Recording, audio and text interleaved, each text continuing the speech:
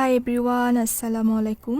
আজকে আমি একটি ডিম দিয়ে চকলেট পাউন্ড কেক তৈরি করব। আর আজকের কেকটি আমি চুলায় তৈরি করব। এই কেকটি অনেক সফট হবে, আশা করি আপনাদের ভালো লাগবে।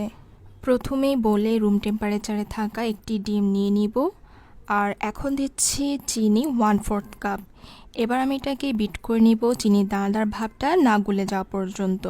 আপনাদের যদি বিটার মেশিন না থাকে সেক্ষেত্রে হ্যান্ড উইক্সও ব্যবহার করতে পারেন, এছাড়া ডাল ঘুটনি চামচও ব্যবহার করতে পারবেন। এখানে যে ডিমের ফোম তৈরি করতে হবে এটা কোনো ম্যাটার না, জাস্ট চিনি আর ডিমটা মিশে গেলেই হবে। চিনির দানাদার ভাবটা যখন গলে যাবে সে পর্যায়ে দিচ্ছি চকলেট এসেন্স 1/2 চামচ। আপনারা চাইলে ভ্যানিলা এসেন্সও দিতে পারেন। এখন দিচ্ছি তেল 2 টেবিল চামচ। এবার আমি দুইটাকে বিট করে নিব 5 থেকে 6 সেকেন্ডের মতো। খুব বেশি বিট করা কিন্তু যাবে না। আর আজকে এখানে আমি চকলেট ইমালশন ব্যবহার করছি না, আপনারা যদি করেন সেক্ষেত্রে 1/4 চামচের মতো দিতে পারেন। এইবার চালনিতে নিচ্ছি ময়দা 1/3 কাপ, কোকো পাউডার 2 টেবিল চামচ। আর আজকে আমি মালয়েশিয়ান কোকো পাউডারটা ব্যবহার করছি। এখন দিচ্ছি বেকিং পাউডার 1/2 চামচ। আর দিচ্ছি বেকিং সোডা 1/4 চা চামচ। মেজারমেন্ট কাপের যে পিঞ্চটা থাকবে সেটাই দিবেন, আমি সেটাই দিয়েছি। এবার খুব ভালো করে চেলে নিব। আর বেকিং সোডা দেওয়ার কারণ হলো কেকটা একটু সফট হবে। আপনারা যদি বেকিং সোডা দিতে না চান সেক্ষেত্রে কোনো সমস্যা নেই, বেকিং সোডা ছাড়াও কিন্তু কেকটা ভালো ফুলবে। এখন দিচ্ছি তরল দুধ 1/4 কাপ। আর এই তরল দুধটা আমরা যখন শুকনো উপকরণগুলোকে মেশাবো সেই পর্যায়ে একটু একটু দিয়ে আলতো হাতে মিশিয়ে নিব। একবারই সবটুকু দিব না, একটু একটু করে তরল দুধ দিব আর আলতো হাতে মেশাতে থাকবো। যেহেতু এটা পাউন্ড কেক, আপনারা চাইলে বিটার মেশিন দিয়েও মেশাতে পারেন, আবার চাইলে স্প্যাচুলা দিয়েও মেশাতে পারেন, এটাতে কোনো ধরাবাঁধা নিয়ম নেই।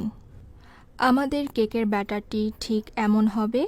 এবার আমি আগে থেকে 6 ইঞ্চির একটি পাউন্ড কেকের মোল্ড নিয়ে তাতে পার্চমেন্ট পেপার বসিয়ে অয়েল ব্রাশ করে নিয়েছি। এখন আমি কেক ব্যাটারটা এখানে ঢেলে নিব। কেক ব্যাটারটাকে এবার খুব ভালোভাবে কয়েকবার ড্যাপ করে দিব। এটা না করা হলে কিন্তু কেকের ভিতরে যে বাতাসটা থাকবে এটা কেকের ভিতরে রয়ে যাবে এবং বড় বড় গর্ত হয়ে যাবে। এখন সৌন্দর্যের জন্য আমি উপরে কিছু আলমন্ড স্লাইস করে দিয়েছি আর দিয়েছি কিশমিশ, আপনারা চাইলে দিতে পারেন, না দিলেও হবে। এবার আমি একটি সিলভারের হাঁড়িকে 10 মিনিটের জন্য ফ্রিহিট করে নিয়েছি। আর এখন মোলটা দিয়ে এটাকে বেক করে নিব 20 থেকে 25 মিনিট লো টু মিডিয়াম ফ্লেমে। আমাদের কেকটা 20 মিনিটে হয়ে গেছে, তাও আমি একজ্যাক্ট টাইমটা বলছি না কারণ আমার চুলার হিট আর অন্যজনের চুলার হিট কিন্তু সেম হবে না। তো 20 মিনিট পর আমাদের কেকটা কিন্তু হয়ে গেছে। আমি একটি কাঠি দিয়ে দেখে দিচ্ছি। এবার আমি এটাকে নামিয়ে নিব। আর যেহেতু কেকটা এই পর্যায়ে গরম আছে, আমি গরমই এটার উপরে সুগার সিরাপ ব্রাশ করে দিব। কেকটা ঠান্ডা হয়ে যাওয়ার পর মোল্ড থেকে বের করে নিব। আমি এটাকে সাজানোর জন্য উপরে বাদাম কুচি দিয়েছি, আপনারা চাইলে চকলেট চিপসও দিতে পারেন। আর সেম রেসিপিতে আপনারা চাইলে ভ্যানিলা পাউন্ড কেকও তৈরি করে নিতে পারেন। তো এবার আমি এটাকে কেটে নিব।